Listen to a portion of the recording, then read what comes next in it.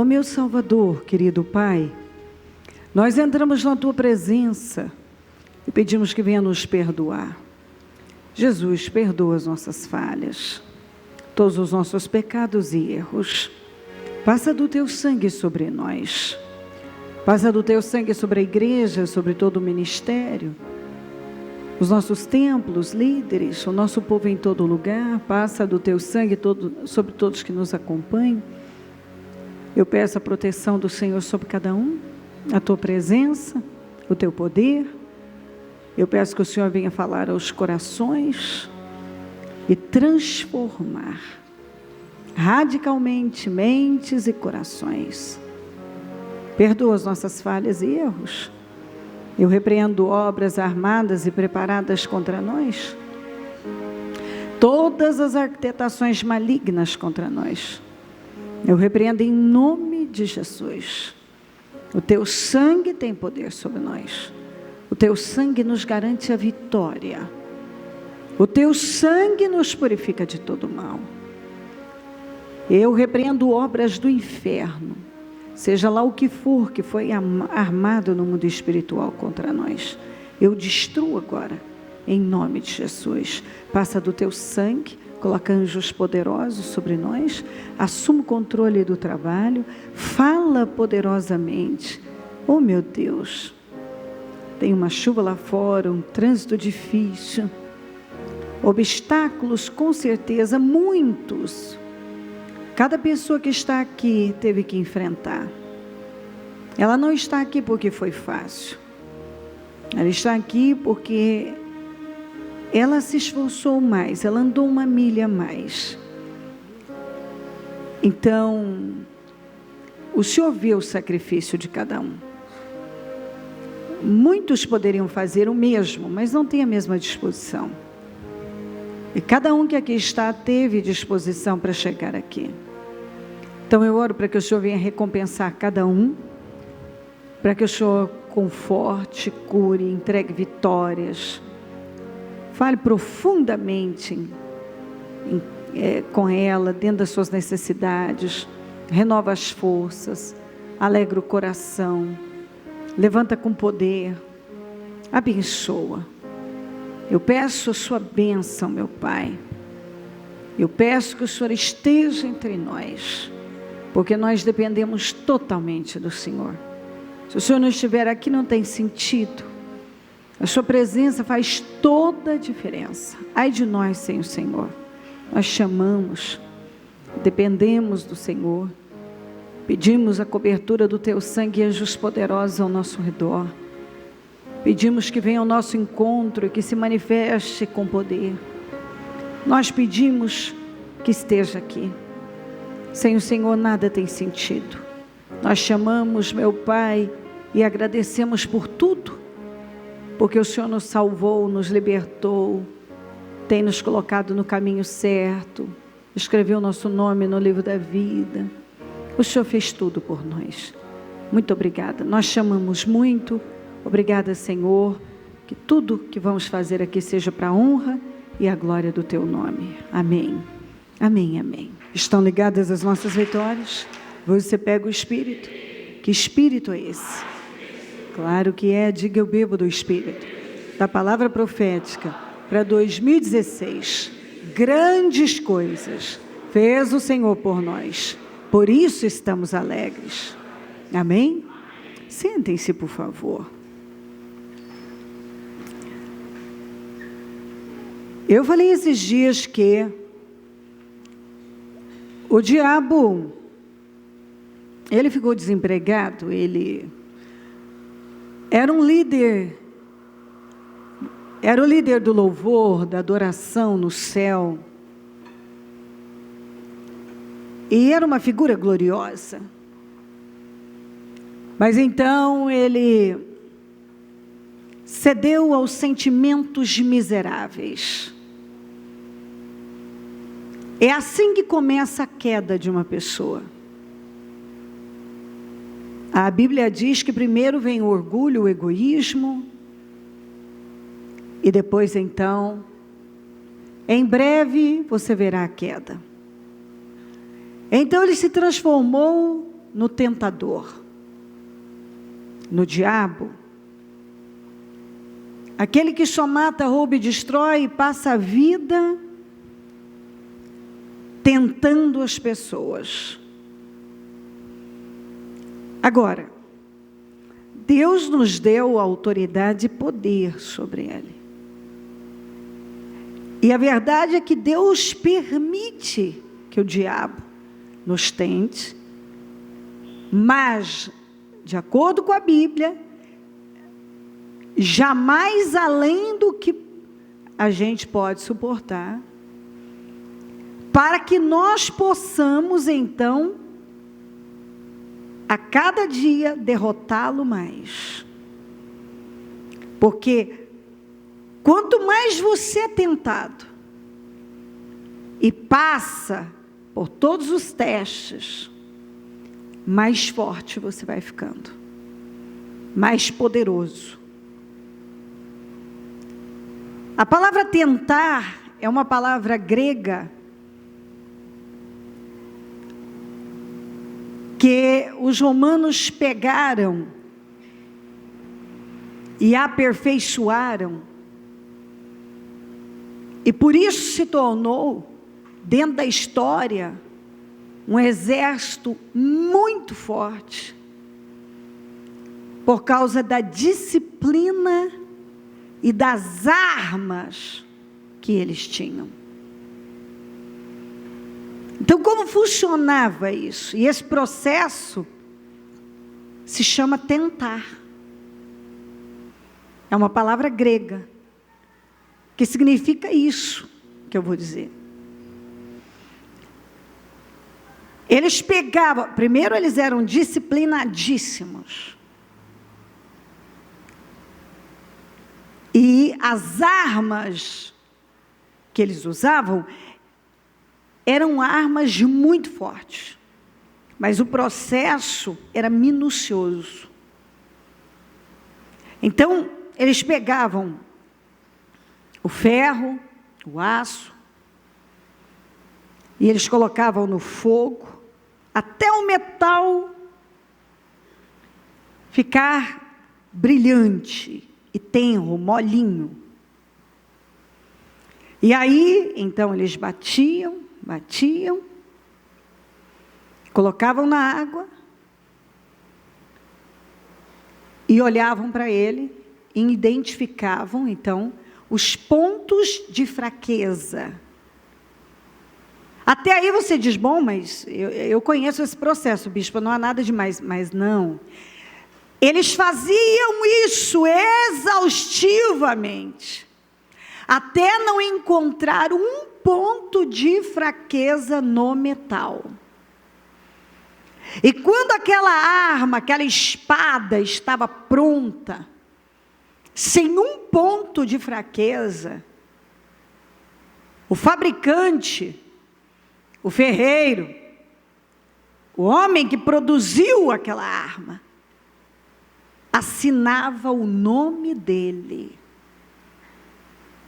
Então isso funcionava como uma espécie de,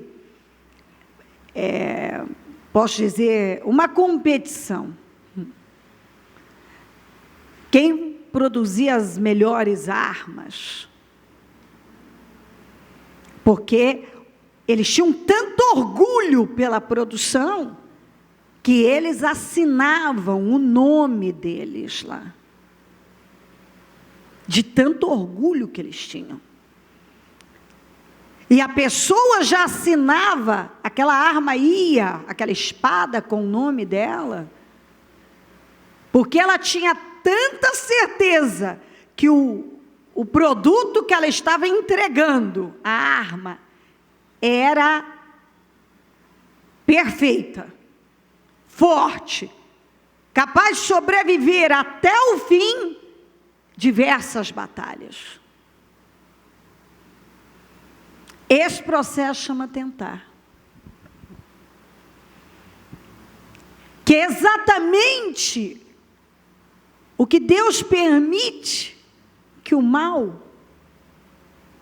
faça, ele tenta.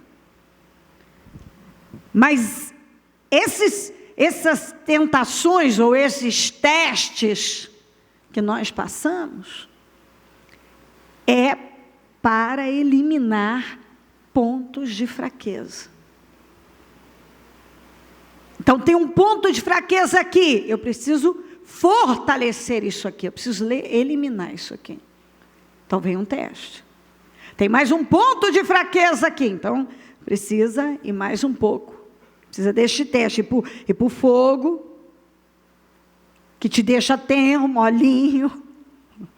Nada como uma boa batalha, você ficar bem quebrantado, ficar mais humilde. E então, aquele ponto de fraqueza que estava ali, é eliminado, você se fortalece. E você vai se fortalecendo. E vai se fortalecendo. E aí então, Deus pode fazer, Ele pode entregar, Ele pode concluir aquela obra que, na verdade, Ele termina antes mesmo de começar, na vida de cada pessoa, que eu falei domingo. Por isso que Ele é chamado ao mesmo tempo Alfa e Ômega, princípio e fim. Porque Deus termina para depois começar. Ou seja, Ele tem um propósito com uma pessoa e então, depois vem essa pessoa. Ele não esperou eu nascer para ver o que Ele ia fazer comigo, ou você. Ele já sabia o que Ele tinha comigo antes de eu nascer, e com você também. Mas é claro que alguém pode perguntar, mas eu vejo tantas pessoas terminarem, pessoas várias, eu já vi terminando a vida de uma maneira ruim. Foram as escolhas delas, elas não foram predestinadas a aquele fim miserável. Você pensa que quando Deus tirou Israel do Egito,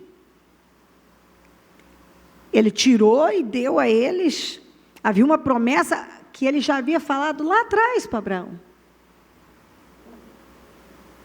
Ele tinha falado com Jacó. Mas por que o grupo original morreu no deserto e uma caminhada de 11 dias durou 40 anos? Eles estavam o tempo todo se desviando do caminho, certo? Com escolhas, ou seja, as murmurações, as reclamações, coração endurecido, o orgulho, as escolhas ruins, fizeram com que muitos terminassem no deserto. Mas Deus não os predestinou aquilo, e aquele não era o propósito do Senhor.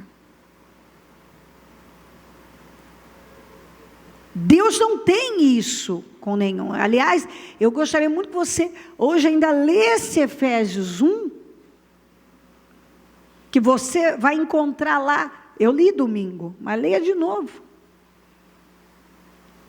Tudo que Deus tem com cada um de nós. Não é coisa pequena. É o melhor. Mas por que muitas vezes a coisa termina de forma ruim? Foi porque Deus planejou aquilo? Não. É porque você tem o livre-arbítrio, o Espírito Santo, Ele te convence, Ele não te controla, a não ser que você dê a Ele o controle da sua vida. Deus deu o livre-arbítrio para cada um de nós. Ele fala, Ele nos dá direção, Ele nos dá visão. Mas o que muita gente faz? Cede à vista, que eu falei segunda. E a vista é a maior inimiga da visão.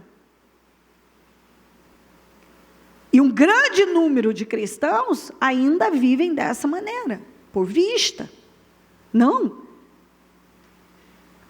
não dentro de um propósito e perseguindo a visão que Deus deu a ele, que é algo que Deus coloca dentro de cada um de nós, que agora eu devo seguir em frente.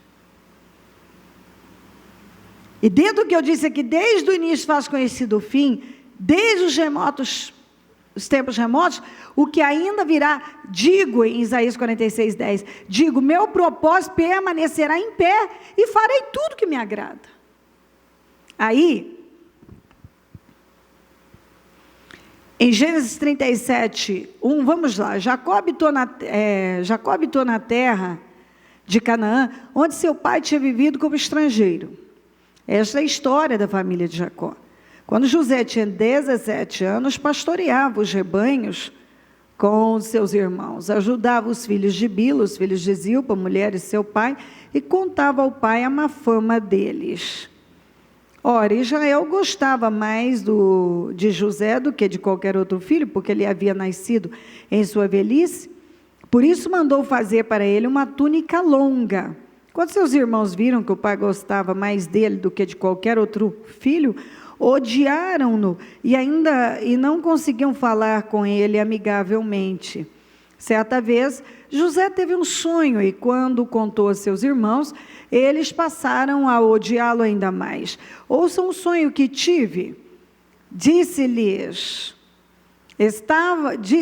estávamos amarrando os feixes de trigo no campo, quando o meu feixe se levantou e ficou em pé, e os seus feixes se ajuntaram ao redor do meu e se curvaram diante dele. Seus irmãos lhe disseram, então você vai reinar sobre nós? Quer dizer que você vai nos governar? E o odiaram ainda mais por causa do sonho e do que tinha dito. Depois teve outro sonho e o contou aos seus irmãos. Tive outro sonho e desta vez o sol, a lua e 11 estrelas se curvavam diante de mim. Quando contou ao pai e aos irmãos, o pai o repreendeu e lhe disse, que sonho é esse? Que sonho foi esse que você teve? Será que eu, sua mãe, seus irmãos, viremos a nos curvar até o chão diante de você? Assim seus irmãos tiveram ciúmes dele. O pai, no entanto, refletia naquilo. Muito bem. Aqui, Deus mostrou o fim para o José, para que ele perseguisse essa visão, que você não deve se apegar. Aqui Deus deu um sonho para ele, mas às vezes na vida de algumas pessoas, a visão do que Deus tem com ela, não vem em forma de sonho, ou em forma literalmente de uma visão, é algo que Ele coloca lá dentro da pessoa, é algo que é colocado lá dentro, que é tão forte que ela sabe, que existe algo grande, preparado para ela, e que tudo que ela tem que fazer é resistir. Deus mostrou a ele o final, porque Deus já tinha terminado. Aquele era o propósito da vida dele, e já havia sido concluído por Deus. Agora, Deus ia começar a trabalhar com ele, para que ele atingisse e chegasse lá. Você entende o que eu estou falando? Deus mostrou para ele o final. Esse é o seu final. Você vai terminar assim. Só que José estava cheio de pontos de fraqueza, e que elas precisavam ser eliminadas. Por isso que eu contei essa história no início, expliquei isso para você do culto. Agora esses pontos precisam ser eliminados. Então vamos lá. Deus mostrou o fim, colocou aquilo dentro dele. Agora começa o processo.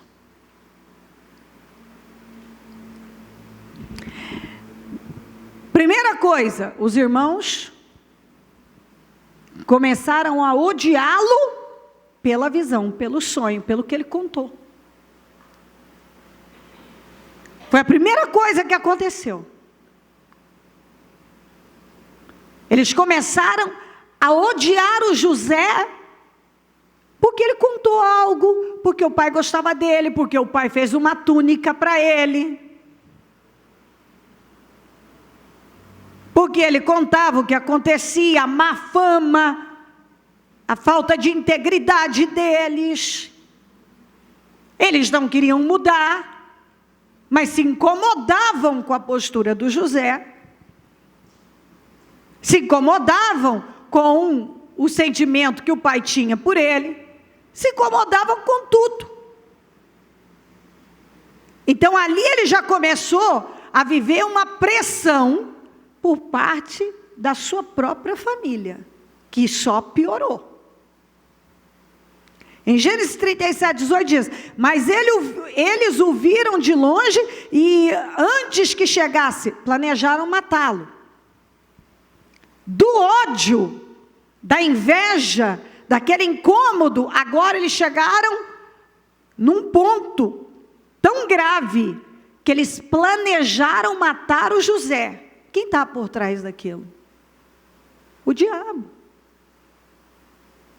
Por quê? Porque Deus tinha um projeto, um propósito tão grande com José, e mais, que eu quero que você entenda a sua propósito de vida. O propósito do José em se tornar governador do Egito não era simplesmente para que ele fosse o todo-poderoso num país. Porque aí está o problema da maioria dos cristãos. Não entendem realmente o sentido das coisas. A mesma coisa com tantos outros, mas vamos falar então de Esther. O propósito da Esther nunca foi dela se tornar a rainha da Pérsia, com a coroa na cabeça e cheia de mimos e riqueza e poder. Deus a colocou lá.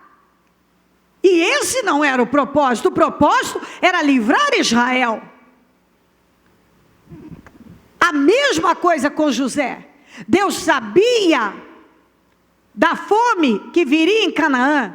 Deus sabia que precisava para manter vivo um remanescente, pela promessa que havia feito a Abraão. Então, tinha que ter alguém capaz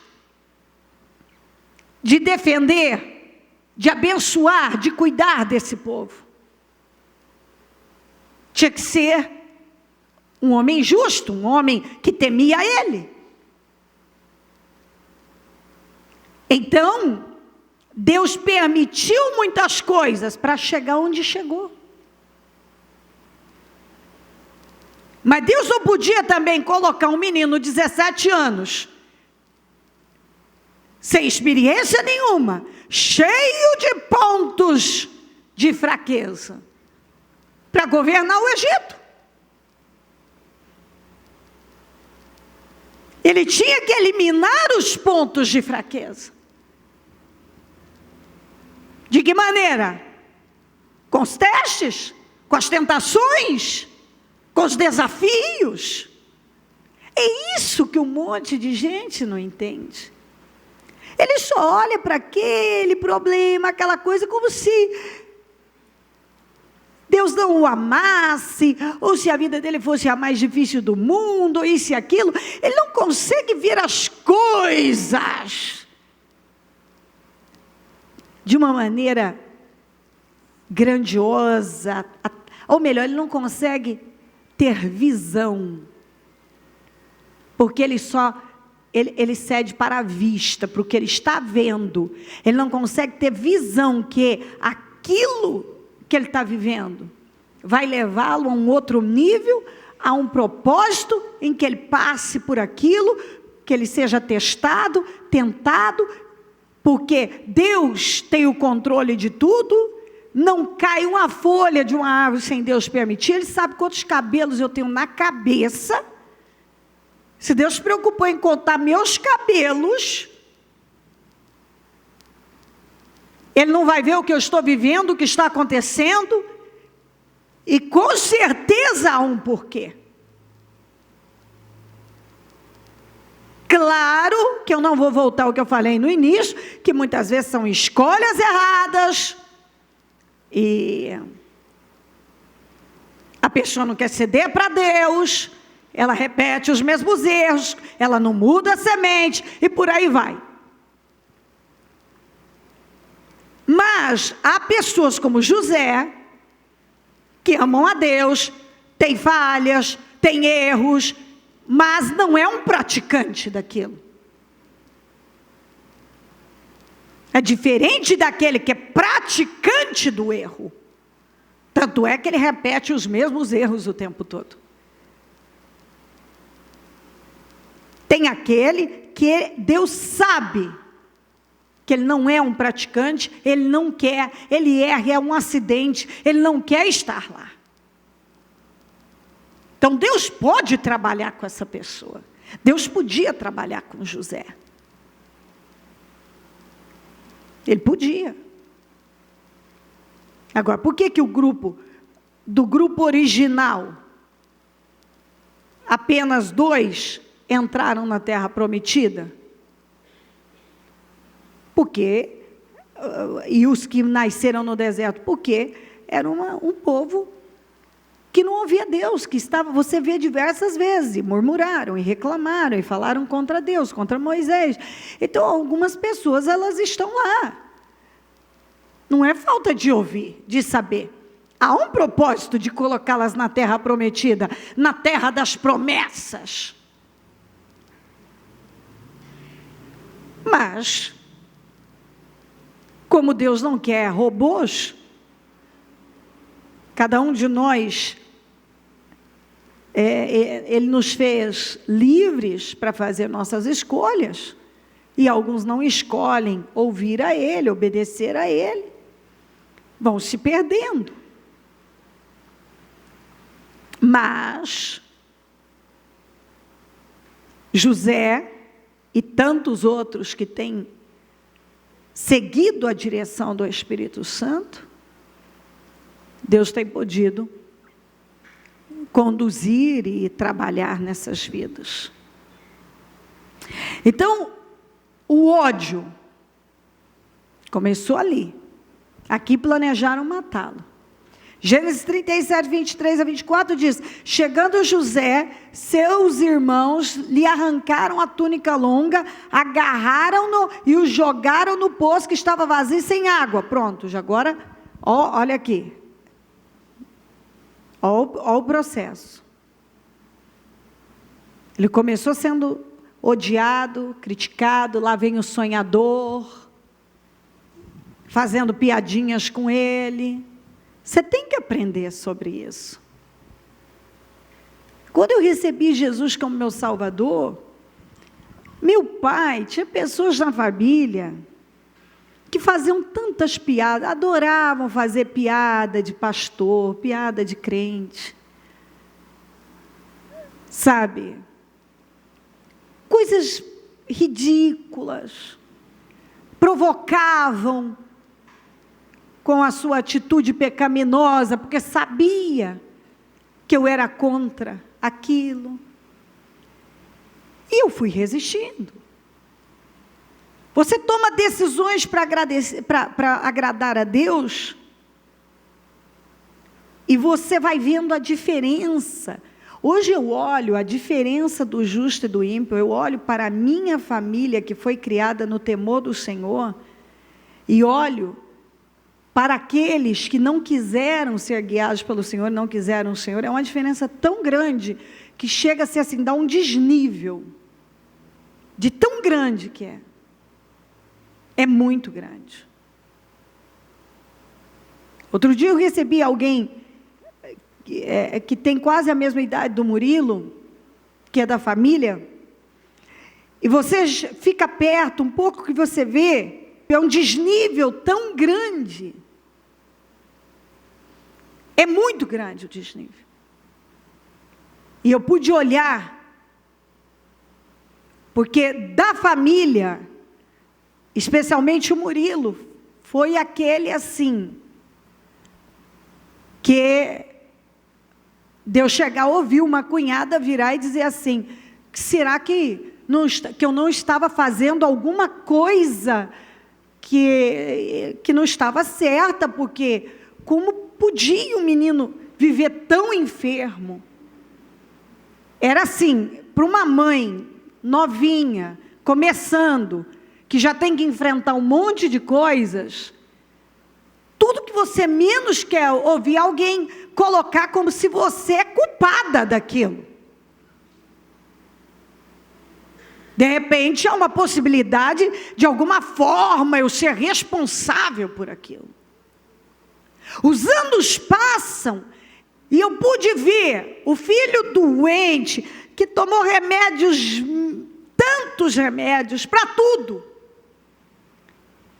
E aí eu olho e vejo a diferença. A diferença na altura, na imagem, na construção de vida, em tudo. E eu me edifiquei, eu vi que Deus trouxe aquela situação para mim, para eu glorificar Ele ainda mais. Porque fazia muito tempo que eu não via, e eu olhei e disse, meu Pai, como o Senhor é grande. Olha o que o Senhor fez na minha casa. E é o Senhor, a honra é sua. Mas por quê?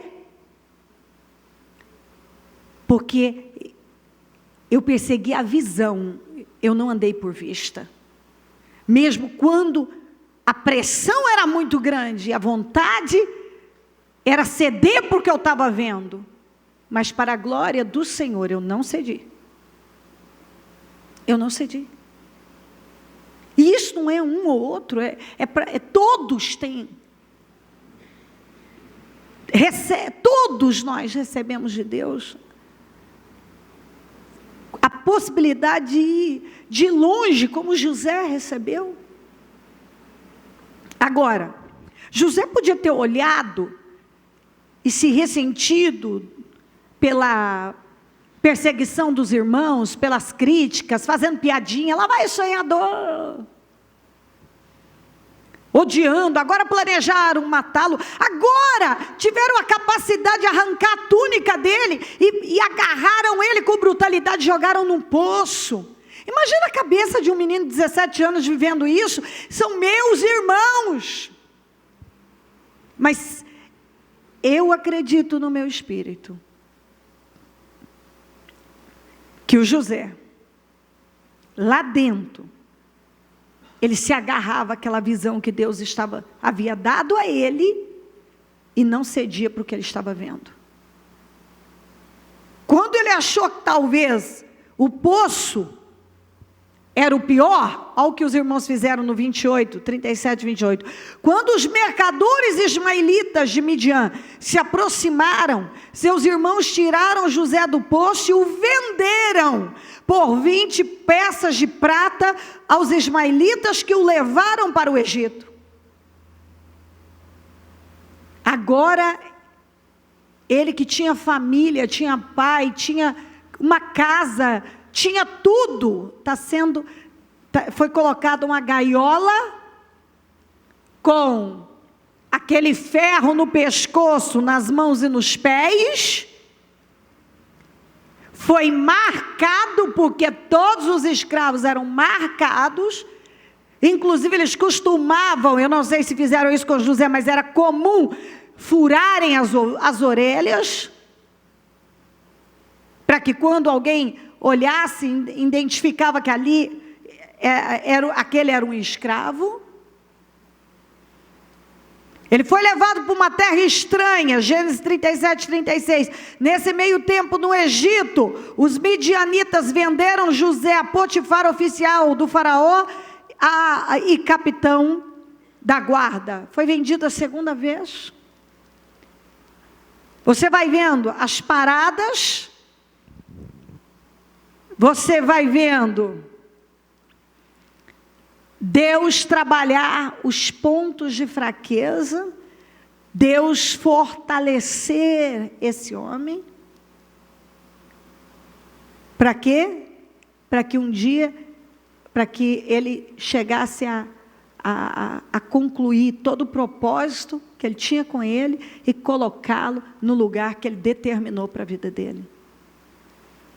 Agora, ele vai para a casa do Potifar, oficial do rei, capitão da guarda.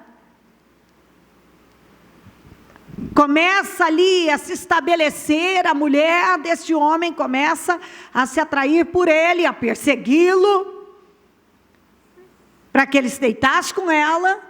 E chega o dia que está José, para não pecar contra Deus e contra o seu senhor, fugindo de uma mulher pelada.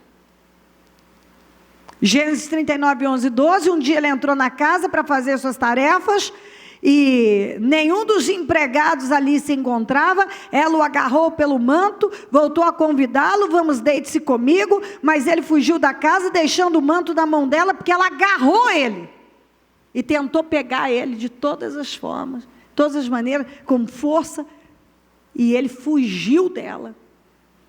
Aquilo lhe custou uma calúnia, uma acusação, que ele foi parar. 39, 20, mandou, que é o marido dela, o Potifar, mandou buscar José e lançou-o na prisão em que eram postos os prisioneiros do rei. José ficou na prisão. Injustamente. Você imagina todo esse processo? Você vê a luta, a guerra, as tentações, os testes. Parece que uma pessoa de fora ia dizer: rapaz, tem alguma coisa errada com a sua vida, rapaz. O que é isso? É uma coisa pior do que outra. É só você analisar, se você está de fora, se você olha para a vida de uma pessoa que está acontecendo muitas coisas, se você não vigiar, você julga que tem algo que não está certo na vida dessa pessoa. Como é que é uma coisa atrás da outra? Não para de acontecer coisas ruins, difíceis, dramáticas. Mas eu já falei aqui, eu vou repetir, quando Deus está cavando fundo, é porque Ele pretende levantar algo muito grande ali. E Ele estava cavando fundo na vida do José. Cada uma dessas situações que Ele permitiu, era para eliminar um ponto de fraqueza. E José foi ficando cada vez mais forte. Cada vez mais forte.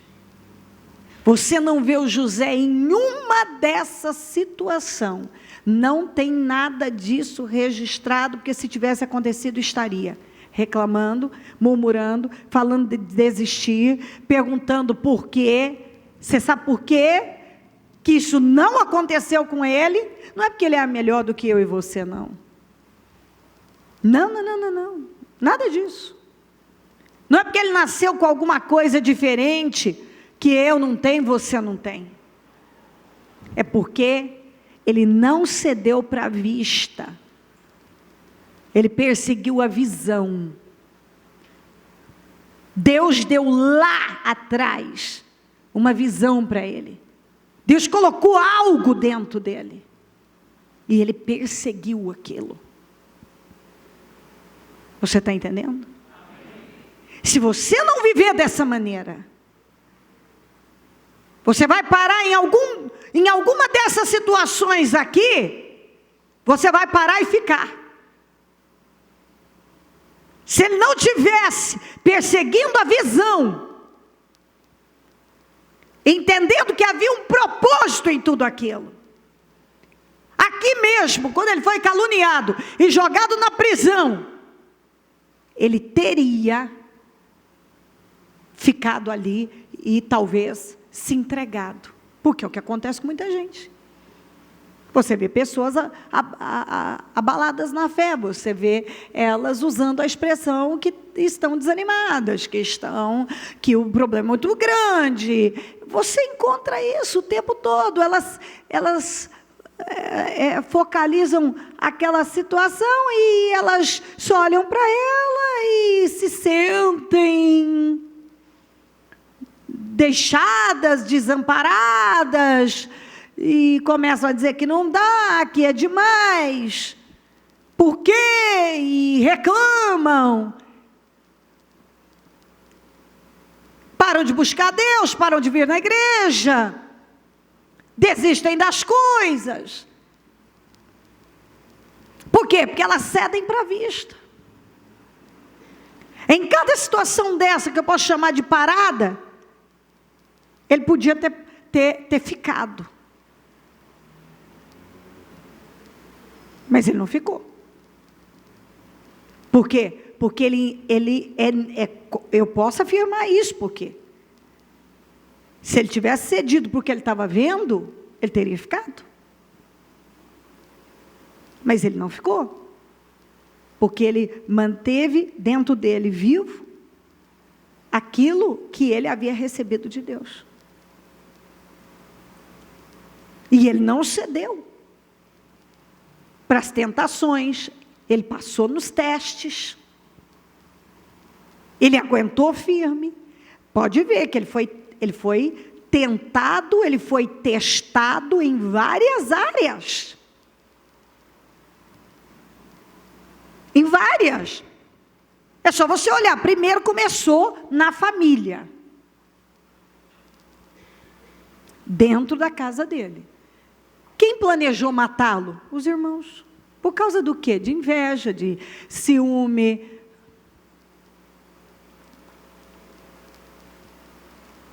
Ele foi jogado num poço, ele foi vendido como escravo. Ele teve a experiência de viver aquela situação humilhante. Agora ele tem que trabalhar como um escravo. Agora a mulher daquele homem pode prejudicá-lo, porque está interessada nele e começa a atormentá-lo naquela área. E ele começou a se afastar dela, ia ficar longe dela, e aquela coisa toda, mas ela não parava. Até que ela esperou um dia que a casa estava vazia, só ficou ela e ele. E ela partiu para cima dele com toda a força. Quando ela se sentiu rejeitada, que ele não ia mesmo ficar com ela, ela o acusou de assédio. Tem uma tradução que fala de violência sexual. Agora ele é jogado numa prisão.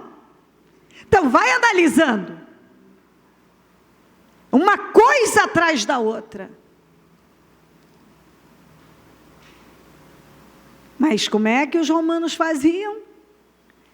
Pegavam o aço, colocavam no fogo, ele ficava molinho, batiam, agora colocavam na água, tiravam, examinavam cuidadosamente, viam os pontos de fraqueza, voltavam ao processo, faziam tudo novamente, enquanto eles não encontravam, enquanto eles tivessem ali um ponto de fraqueza, naquela espada, por exemplo, o processo não parava. E coloca no fogo, e traz para a bigorna, e volta para a água, e sai da água e examina, tem um ponto de fraqueza aqui, precisa colocar novamente no fogo, precisa ir para a bigorna, precisa voltar para lá, opa, tem mais um ponto de fraqueza aqui. Deus vai examinando a nossa vida e vendo os pontos que precisam ser fortalecidos. Então, Ele permite situações, e muitas vezes o próprio diabo que tentou Jesus, e ele tentou, porque Deus permitiu, porque o próprio Espírito levou Jesus para viver aquilo.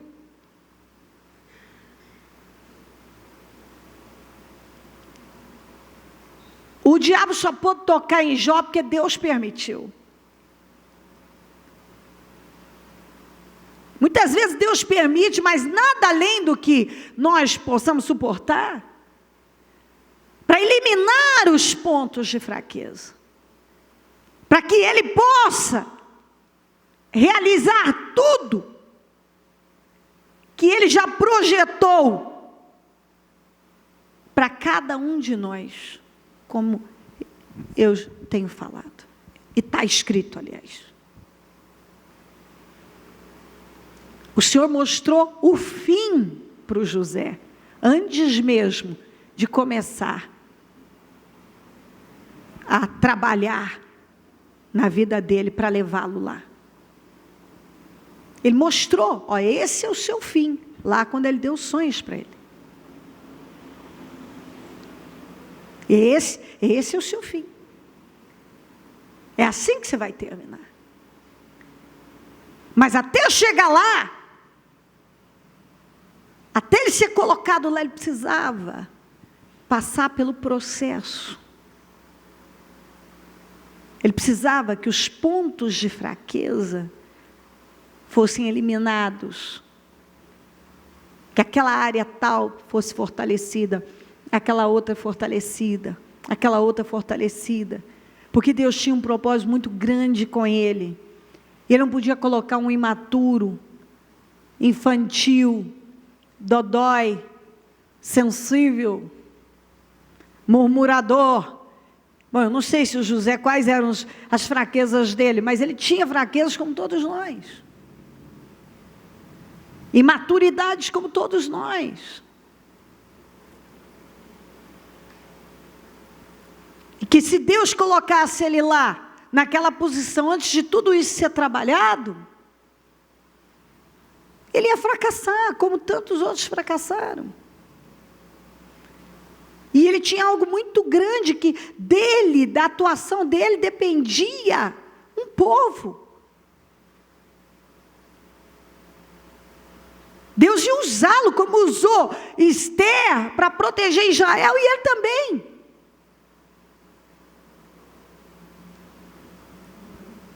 Então havia algo muito maior do que simplesmente, sim, ele desfrutou da honra, ele desfrutou do poder, ele foi altamente promovido, mas esse não foi o propósito foi outro, defender o povo de Deus, ou seja, Deus queria usá-lo para algo, como Deus quer me usar para algo, quer usar você para algo.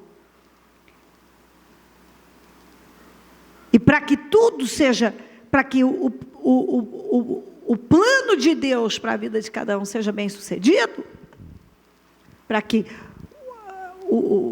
nós possamos chegar aonde Ele quer e planejou que cada um chegue, Ele precisa nos fortalecer.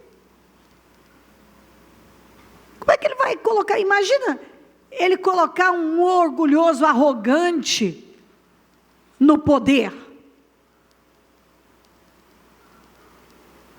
Não pode? Um ganancioso, um que só pensa em dinheiro, em isso, aquilo, e ele dá muito para essa pessoa. Ia ser uma destruição. Imagina a Esther, arrogante, só pensando nas joias, no poder, nas futilidades e na imagem. Ela ia prestar para quê?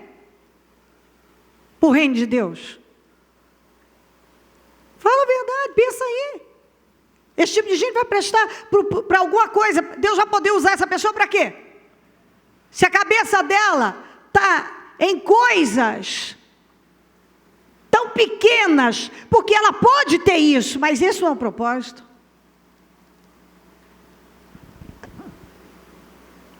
Até porque a consequência de uma vida obediente, você obediente, temente, ouve a Deus, é Ele, com certeza, materializar suas promessas na sua vida e te colocar num alto lugar. Mas pensa bem, algumas pessoas até hoje mentem, são orgulhosas, vivem de imagem, são religiosas, se acovardam diante das coisas, por aí vai. E elas querem uma alta promoção. Imagina se elas, com todas as situações que elas vivem, elas ainda não cederam para Deus, elas não deixam Deus, elas não permitem que Deus faça a obra que Ele quer fazer. Então imagina se Deus ignora tudo isso, não trabalha nenhum ponto de fraqueza, deixa isso aqui e já dá tudo que você quer. Ele te manda para o inferno. Ele destrói com a sua vida. É como um filho aos 10 anos de idade decidir que ele quer dirigir o seu carro e você simplesmente diz, tudo bem, filhinho. Pode andar por aí, ir para lá, para cá, pode guiar, pode viajar. O carro é seu, você dá um carro para ele.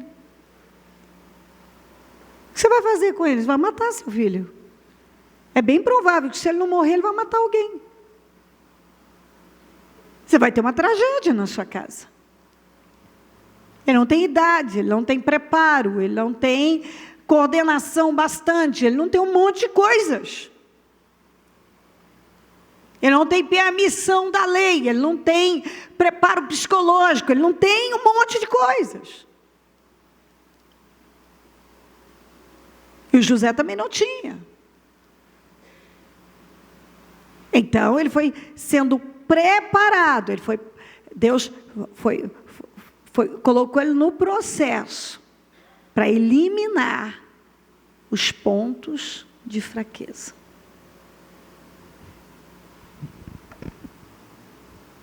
Aí, em Gênesis 40, 23, o chefe dos copeiros, porém, não se lembrou dele, não se lembrou de José, ao contrário, esqueceu-se dele. Lá na prisão tem o padeiro e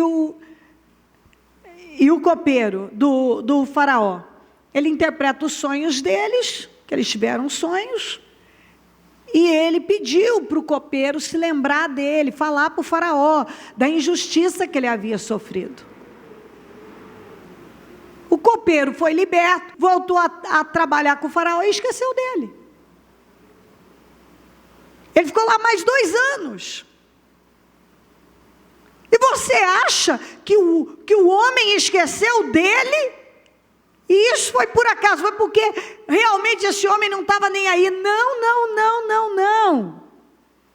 Deus fez com que aquele homem se esquecesse. Por isso que você tem que parar de viver com raiva das pessoas. Eu fico vendo, as pessoas andam com tanta raiva, é raiva disso, é raiva daquele outro. Porque você atribui ao que o fulano não fez o que eu esperava, não me deu isso, não me deu aquilo. Muitas vezes é Deus que não deixou ele te dar. E aí você fecha o coração e fica com raiva daquela pessoa. E foi Deus. Deus permitiu essas situações, Deus permitiu. Quantas vezes Deus permite situações para trabalhar coisas em nós, porque Ele nos quer fortes, e não um bando de bebês mimados, lamentando isso e aquilo. Se você quer andar na terra da promessa e viver coisas gloriosas, você não pode viver a sua vida ofendido com um, ofendido com outro, e tudo que acontece, você já, pronto, estou magoado, estou ofendido, e se fecha com um, se fecha com outro. Você nunca vai viver tudo que Deus tem com você, se você vive dessa maneira. Nunca. Esqueça, cobrando que o fulano não me deu isso, ou não fez aquilo, ele podia ter feito isso. E se Deus não deixou? Para trabalhar exatamente isso em você.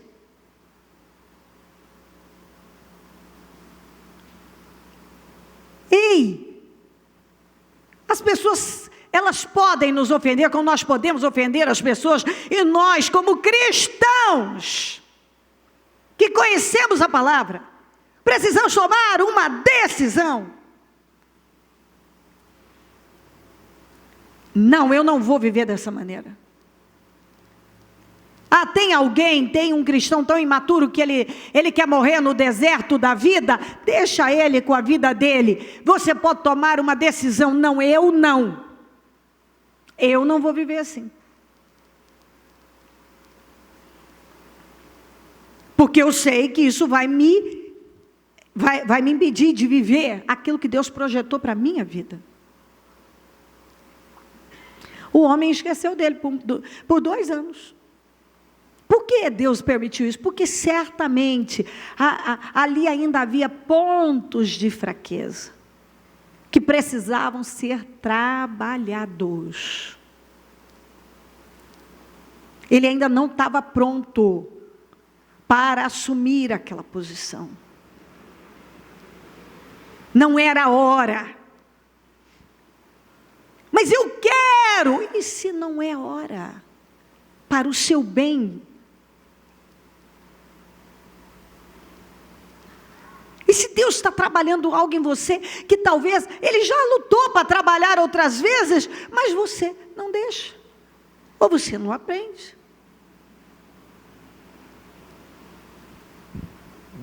Gênesis 41, 14. O faraó mandou chamar José, que foi trazido depressa do calabouço, depois de se barbear e trocar de roupa, apresentou-se ao faraó. Maravilhoso. 2 anos depois, chegou a hora. Não que o José era um produto terminado. Eu não acredito que a gente chegue num ponto de, pronto, sou um produto terminado. Não creio nisso. A Bíblia não fala de situações, outras mais lá, mas fala de algumas, o próprio encontro dele com a família, o quebrantamento, a consciência que ele tinha. Mas eu creio que ele já tinha atingido um grau de maturidade, de fortalecimento. Tanto é que eu já li no Salmo 105, que fala que a sua alma se tornou como ferro. Isso mostra que ele se tornou forte, emocionalmente forte. Um homem capaz de resistir qualquer coisa, e amar, perdoar, agradar a Deus, vencer os baques. Ele chegou num ponto que nada tinha o poder de abatê-lo, de abalar a sua vida. Mas ele teve que passar. E cada uma dessas situações era Deus eliminando um ponto de fraqueza importante que iria prejudicar o propósito que ele tinha com a vida dele. E ele, com muita sabedoria, perseguiu a visão e não cedeu para o que ele estava vendo. Mas continuou vendo Deus em cada situação daquela. Na prisão ele viu Deus. Quando o copeiro esqueceu dele, ele viu Deus. Eu posso lhe garantir que ainda que ele não tivesse muita maturidade, lá no poço ele viu Deus. Lá ele viu Deus. Eu posso dizer isso, você sabe por quê? Porque em momentos de muita dor na minha vida, eu consegui ver Deus e compreender que havia um propósito naquilo. Ele viu Deus. E se você não está vendo Deus, em cada situação que você vive, você não está vendo Deus trabalhar, cuidar de você e te fortalecer, é porque a sua cabeça não está, o seu espírito, aliás, não está onde deveria estar. Ou seja, você está andando por vista, você não está perseguindo algo maior, a visão que Deus te deu, que você pode até não ter ela bem clara, mas você sabe lá dentro que Deus não tem algo ruim com você. Ele tem algo maior. Gênesis 42, 6-9. José era o governador do Egito e era ele que vendia trigo a todo o povo da terra. Por isso, quando os irmãos José chegaram, curvaram-se diante dele. Olha aqui, ó, curvaram-se. Olha aqui, isso aqui ainda não tinha acontecido. Ó a visão, ó o sonho que ele teve lá atrás, há muitos anos se cumprindo. Ele já era o governador, abaixo do faraó, o homem mais importante. Ele era o senhor do Egito. Mas essa parte não tinha se cumprido. Olha ela se cumprindo aqui. Olha os irmãos chegando, sem saber quem ele era, se curvaram diante dele. Antes de saber quem ele era, eles se curvaram. Mas você vai ver que depois que eles souberam quem ele era, eles continuaram se curvando. Você sabe por quê? Porque quando Deus promete algo, quando Ele fala por intermédio da sua palavra, Ele coloca aquilo dentro de nós, e você não desiste, e você deixa Ele trabalhar na sua vida, você vai chegar o dia, o tempo em que você vai viver os pontos e vírgulas daquilo que foi prometido a você. Aquilo acontece. Você vive. José reconheceu. Curvaram-se diante dele com o rosto em terra. José reconheceu seus irmãos logo que os viu, mas agiu como se não os conhecesse. E lhes falou asperamente: de onde vocês vêm? Responderam eles: da terra de Canaã, para comprar comida. José reconheceu seus irmãos, mas eles não o reconheceram. E aqui, ó, diga comigo, lembrou-se então dos sonhos que tivera a respeito deles. Você sabe por que ele se lembrou? Porque ele viu todos eles se curvando diante dele. Aquilo que Deus havia falado com ele lá atrás, ele já estava vivendo, mas faltava algumas coisas. E Deus foi cumprindo. E é o que Ele está dizendo aqui para você. Ele vai eliminando os pontos de fraqueza, para te levar àquele lugar que Ele determinou para a sua vida, e você vai vendo Ele cumprir cada coisa que Ele lhe prometeu. 45, 7-9. Ao que ele respondeu quando os irmãos ele se revelou aos irmãos e etc. Olha o que esse homem respondeu para os irmãos. Deus precisava desse homem no poder. E a hora que eu leio isso aqui para você, você vai entender, Deus precisa desse tipo de gente no reino. Ele não precisa de emocionais, religiosos, dodóis, a geração mimimi. Ele não precisa de murmuradores, invejosos, orgulhosos. Ele precisa desse tipo de gente aqui, ó. Mas Deus me enviou, olha o que Ele falou para os irmãos.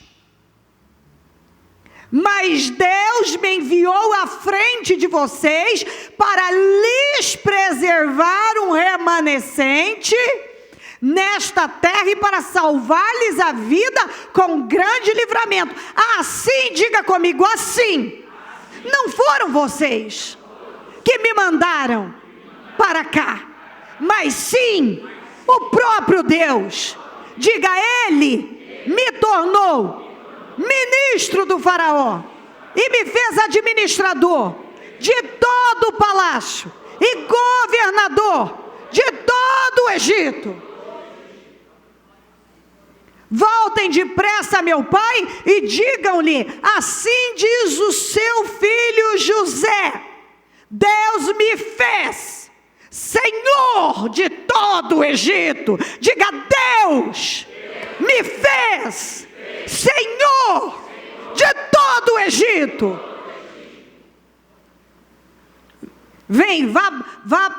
vem para cá, não te demores. Olha o que esse homem diz: não foram vocês me agarraram, tentaram me matar, me jogaram no poço, me venderam como escravo, mas não foi vocês, foi Deus. Deus usou vocês. Vocês não sabiam.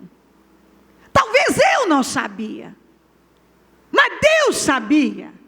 E Deus usou vocês para me agarrar, me jogar no poço, me vender como escravo. Ele usou a mulher do Potifar para me caluniar. Ele permitiu aquilo, para eu ir para a prisão. Sabe para quê? Para eu ter a maturidade, para eu ter a força, para eu ter a visão, para eu ter o equilíbrio, para eu ter esse poder, para assumir essa posição tão grande, para Ele poder me usar, aliás, para livrar todos vocês, para Ele poder me usar para o seu plano de salvação. Está aqui, para lhes preservar um remanescente nesta terra, para salvar-lhes a vida com grande livramento. Quer dizer, tudo que eu passei foi propósito, tudo que eu passei foi permissão de Deus, tudo que eu passei foi para Ele me usar para algo tão grande. Ele me fez Senhor do Egito, para me usar, para defender o povo dele. Se isso não mudar a sua vida e a sua visão em relação à sua vida, não há mesmo, não hoje, não há mais o que fazer por hoje. Se Deus te der amanhã, quem sabe? Quem sabe? Porque isso é profundo, isso é grandioso. Às vezes você fica aí gemendo, é porque eu falando, e é Deus trabalhando. Epa, tem um ponto de fraqueza aqui. Vai para a bigorna mais uma vez. Às vezes Deus te botou na bigorna agora, porque Ele encontrou um ponto de fraqueza. Ele não quer que você seja uma espada fraca, defeituosa, uma arma defeituosa, mas sim imbatível. Deus preparou José, como Ele disse. Não foram vocês que me mandaram para cá. Às vezes você fica aí remoendo coisas sobre as pessoas, sobre o passado, a minha vida. Se Deus permitiu situações, é para eliminar pontos de fraqueza, para Ele poder concluir tudo que Ele tem com você.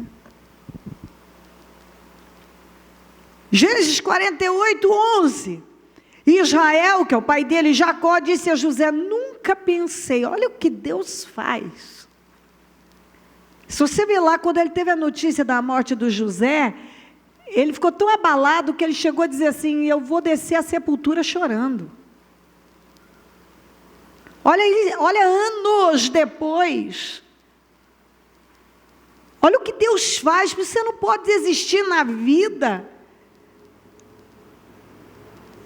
Tantos anos depois, 20 e poucos anos depois, está lá. A história é outra. Nunca pensei que veria sua face novamente, e agora Deus me concede ver também seus filhos. Às vezes eu fico vendo pessoas que desistiram e nunca chegaram a ver tudo que Deus tinha e viver tudo que Deus tinha com elas, porque elas simplesmente desistiram. Mas quem não desiste, como José, como Jacó, olha ele aqui tendo filho de volta, José vendo o pai novamente, e ainda Jacó dizendo para ele: eu nunca pensei que eu ia te ver de novo, agora eu estou vendo você e seus filhos, eu estou vendo você e meus netos. Às vezes você pensa que você não vai viver algumas coisas, de repente, olha você lá, vivendo muito mais do que você poderia imaginar, porque você não desistiu. Jacó estava vivendo muito mais, ele disse, eu estou vendo você e meus netos. José, agora, ele estava com a vida dele perfeita. Porque ele já era o governador do Egito, mas ele queria a família com ele. Pois Deus faz a obra perfeita. Perfeita. Deus trabalhou tudo que tinha que trabalhar nele, colocou ele no poder, depois trouxe a família, e ele pôde ter assim, a vida dele terminou gloriosa, mas vai ver o preço que ele pagou. Todo o processo que ele passou, sem cortar no meio, sem se entregar. E essa finalização é maravilhosa, de Gênesis 50, 15 a 21, vendo os irmãos José, que seu pai havia morrido, disseram, e se José tiver rancor contra nós, e resolver retribuir todo o mal que lhe causamos? Então mandaram um recado a José, dizendo, antes de morrer, teu pai nos ordenou que te disséssemos o seguinte, peço-lhe que perdoe os erros e pecados de seus irmãos, que o trataram com tanta maldade. Olha os irmãos, saiu da boca deles, perdoa, pedindo perdão para ele, perdoa tanta maldade que nós fizemos com você, agora pois perdoa os pecados dos teus servos, dos servos do Deus do teu pai. Quando recebeu o recado, José chorou, porque eu creio que eu sei o que ele pensou. Isso nunca passou pela minha cabeça. Eu entendi perfeitamente o propósito, eu entendi tudo. E olha a resposta dele. Depois vieram seus irmãos, prostraram-se, diante dele e disseram, lembra que eu falei? Eu separei esses. Eles prostraram diante dele. Antes, eles prostraram diante dele, depois de reconhecê-lo. A palavra do Senhor se cumpriu em pontos e vírgulas. Eles se prostraram diante dele. Vieram, está aqui, olha o que eles disseram. Vieram seus irmãos e prostraram-se diante dele. E disseram, aqui estamos, somos teus escravos. Esses são os mesmos que lá atrás, criticaram os sonhos dele, a visão que Deus tinha dado a ele. É assim. Quando você está começando, as pessoas não dão muito crédito. Em tudo, que você está começando na vida, você está começando algo. Elas fazem piadinha de você. Só que à medida que você vai resistindo, você vai ganhando força, credibilidade, poder. Você vai se fazendo respeitar, porque Deus vai sendo com você, e Ele vai te dando poder, e Ele vai te promovendo, e as pessoas vão vendo que Deus é com você, e à medida que elas vão vendo que Deus é com você, e Deus é com você, elas começam a se curvar, elas começam a se prostrar, elas começam a se humilhar. Nós somos seus escravos. Mas esses aqui não fizeram isso lá atrás. Lá atrás eles jogaram ele num poço, tomaram a túnica, venderam ele como escravo, faziam piadinha. Lá vem o sonhador, está escrito assim, lá o sonhador. Né? O bestalhão, o sonhador. Agora não. E por que ele estava nessa posição, vivendo isso aqui? Você não vive isso aqui, se você não deixar Deus eliminar os pontos de fraqueza, se você não resistir até o fim. E exatamente, você não pode olhar um momento, ninguém crê em mim, ninguém acredita em mim, estou fazendo piadinha. Isso cansa, sabia? Quando você começa a olhar na minha família, as pessoas ficam fazendo piadinha comigo. Ai, tadinho de mim, tadinho. Ah, menos. Ignora isso aí. Quem ri por último ri melhor. Você vai resistindo, vai resistindo, vai resistindo. Um dia, é o seguinte, você foi colocado, você agora não há o que argumentar. Deus é com você, aconteceu, você já aconteceu. Tudo que Deus falou aconteceu. Aqui, tudo que Deus prometeu a ele já havia acontecido. Tudo.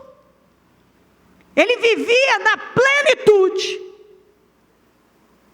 Plenamente. Não tinha faltado nada. Nada, não faltou nada.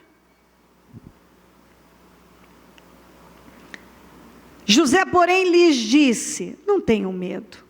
Estaria eu no lugar de Deus?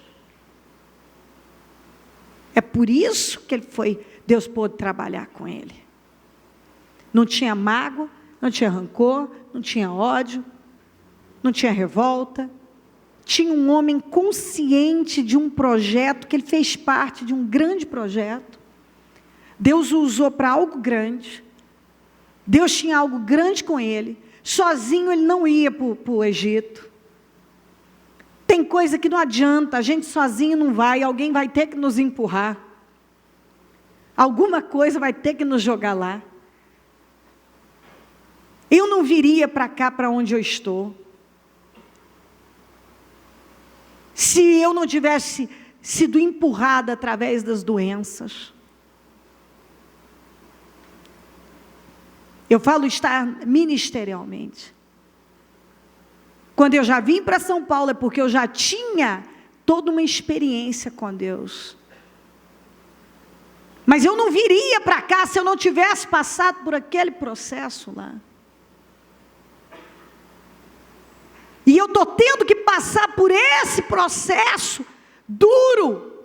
E muitas coisas que eu tenho enfrentado na vida, para Ele poder me levar mais alto. Tudo isso faz parte. E por mais que você acha que está prontíssimo, tem pontos. Deus, depois que Ele tirou da água, estava quente o ferro, molinho, acertou, botou lá,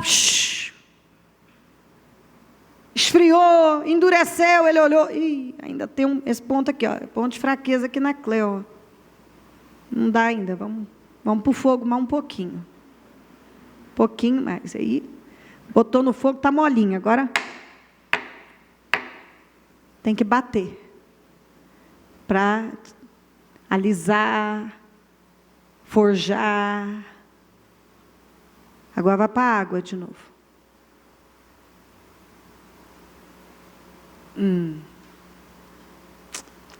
Tem esse aqui ainda, achei mais um.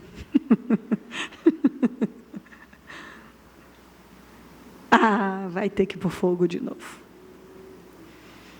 Vai ter que passar pela bigorna de novo. Deus está naquilo. Você está entendendo? E se a chuva, esse desânimo, é a minha palavra. O que é? Eu sei que tempinho de chuva pede pão de queijo com chamate, pipoquinha na frente da TV e mantinha nos pés. Mas você ganhou mais em vir aqui. Você ganhou mais. Porque esta palavra tem o poder de mudar a sua vida.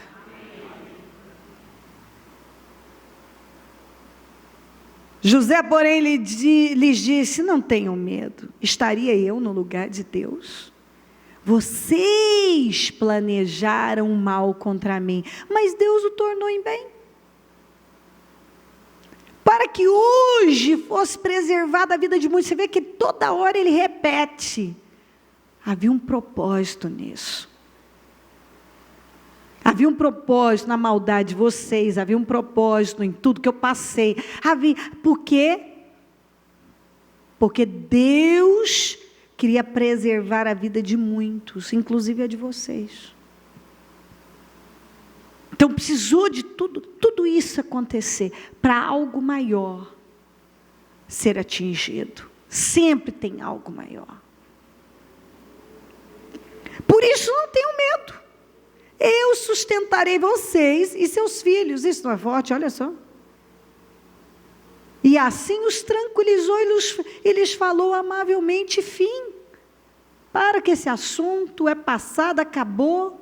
O que importa é o propósito de Deus. Ele tem sido, ele tem podido realizar. E é isso que importa, isso é passado. Fique em paz, vamos viver a vida. Coloque-se em pé, por gentileza.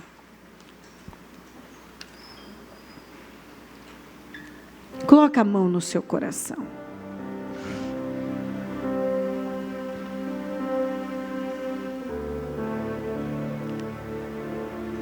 Coloque a sua vida inteiramente nas mãos de Deus. Abra o seu coração para Ele.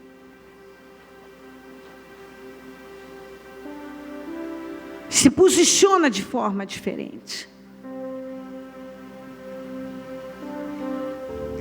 Eu não sei como você estava agindo, reagindo às situações, como é que a sua cabeça estava funcionando, o que estava no seu coração. Mas Deus falou profundamente com você. Profundamente. Você está eliminando pontos de fraqueza. Você tem que glorificar o nome do Senhor. Porque Ele vai poder realizar tudo o que Ele quer realizar. Ele tem um propósito grandioso. E tudo isso faz parte, como disse José, de um plano extraordinário para a sua vida. Aleluia. Se essa mensagem não estiver levantando você e te levando para um nível mais alto, então, eu não sei o que mais tem o poder para fazer isso. Porque é forte. Olha o que Deus está falando conosco. Olha o que Ele está falando. Aleluia. Vocês intentaram, mas Deus, o mal contra mim, Deus transforma em bem. E vocês estão achando, escuta, para de levar, inclusive, o mérito de que foram vocês que me mandaram para o Egito, porque não foram vocês, não. Eu gosto dessa também. Eu gosto dessa. Essa é boa também. Eu também não vou tirar o mérito de vocês. Vocês acham que foram vocês que me mandaram para o Egito? Não foi não, foi Deus. Foi Deus. Aleluia. Foi Deus. Deus me mandou. Deus me trouxe para cá. Deus permitiu isso tudo para que Ele pudesse realizar algo grandioso. Eu precisava passar por tudo isso para Ele me usar. Se levanta com poder, porque se Deus está trabalhando para eliminar os pontos de fraqueza da sua vida, é para te colocar nesse lugar mais alto, glorioso. Eu não sei o que você está vivendo, mas Ele está deixando claro que Ele está nisso aí, e é para o seu bem. Levante-se com poder e reaja como um vencedor que confia no seu Deus. Não é para se abalar, nem desanimar, ou fugir, ou argumentar, ou continuar pensando com aquela cabeça melancólica. Para de viver por vista, persiga a visão. Antes mesmo de tudo começar, Deus deu a ele uma visão. Deus tem te dado uma visão. Ele colocou algo grande em você. Ele tem mandado palavras de poder. Persiga essas mensagens. O que Ele tem nos prometido é vitória. Para de viver por vista. Pega o que Deus vem prometendo a você, o que Ele falou com você, o que Ele colocou no seu coração, e persiga. Aleluia. Tome uma decisão. A vista é a maior inimiga da visão.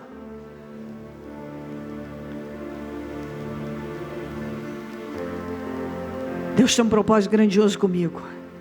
Eu sei disso. E antes dele começar, ele já terminou. Antes dele começar a trabalhar com José, ele já tinha mostrado o fim. Deus já terminou. Na hora que ele termina, aí ele começa a trabalhar para te fazer chegar até lá. Oh meu Deus, vai passando do teu sangue sobre cada um agora, e vai levantando com poder. E eu quero repreender esse espírito da incredulidade, da dúvida, do medo. Eu repreendo em nome de Jesus Cristo essa melancolia, esse desânimo, esses pensamentos de fraqueza que levam essa pessoa a pensar em fugir, desistir, leva ela a pensar no pior. Eu repreendo esse fardo, esse peso que está sobre ela, em nome de Jesus Cristo. E eu peço agora que ela possua essa mensagem e assuma uma postura firme, poderosa, de vitória, porque o Senhor está dizendo: eu estou eliminando os pontos de fraqueza da sua vida. Eu tenho um propósito grandioso com você. Eu estou te levando para algo grandioso. Eu tenho algo maior. Passa do teu sangue sobre ela, meu Pai, e levanta essa pessoa hoje aqui com poder, e que ela veja tudo que ela não estava vendo, e que ela se posicione agora, e decida que ela vai caminhar como José, confiando no Senhor sem desistir. Ela vai confiar no Senhor, ela não vai desistir. Ela vai confiar no seu trabalhar, na sua forma de trabalhar. Ela vai aprender a andar por fé e não por vista. Ela vai perseguir a visão e não ceder para o que ela está vendo.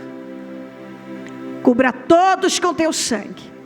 E seja lá o que for que venha abalando a vida dela, eu repreendo em nome de Jesus. E mais uma vez determino: receba poder para prosseguir e viver tudo que Deus determinou para a sua vida, em nome de Jesus Cristo, em nome de Jesus. Obrigada, meu Deus. Amém, amém, amém.